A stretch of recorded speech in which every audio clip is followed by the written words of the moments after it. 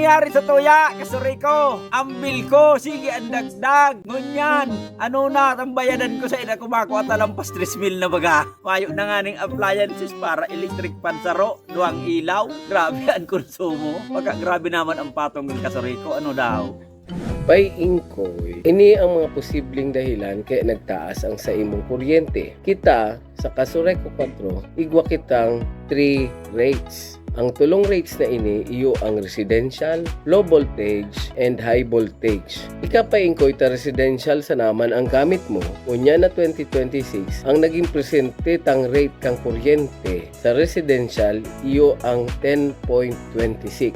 Ngunit, ngunya na February, nagbabae ni pa Inkoy sa 9.82. Ano ang mga posibleng kausa kung ano ta nagtaas ang sa imong kuryente pa Inkoy? Saro sa mga tips pa Inkoy, iyo ang paghuhulgot kan sa tuyang or sa imong mga appliances pagdaing man ini tigagamit. Ano, igwa pa Inkoy na tigaapod na phantom or standby load. Ini pa Inkoy na dawa day ka nagagamit kan sa imong appliances, nagkukonsumo ini ning kuryente. Kaya siguro mas halangkawan sa imong tigbayadan ng kuryente. Ano pa Inkoy? Pwede kita maggamit ng mga energy efficient appliances nga ni makatipid kita ng kuryente. Ano ini? Arog kang paggamit kang mga LED light. Inkoy, ini pa ang sarong pong mga posibleng kausa kang pagtaas kan sa imong kuryente. Ini ang tigaapod na harmonics. Ang harmonics Inkoy ang pagtaas kang current as in energy sa satuyang mga linya kang kuryente. Ini na eksperyensya kung ang satuyang mga linya kang kuryente luma na. Obligasyon ta bilang mga may sadiri kan satuyang mga residensya na ipa-check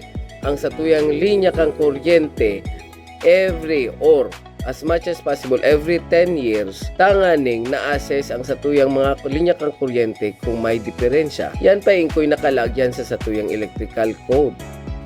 Ano Inkoy? Okay na ba?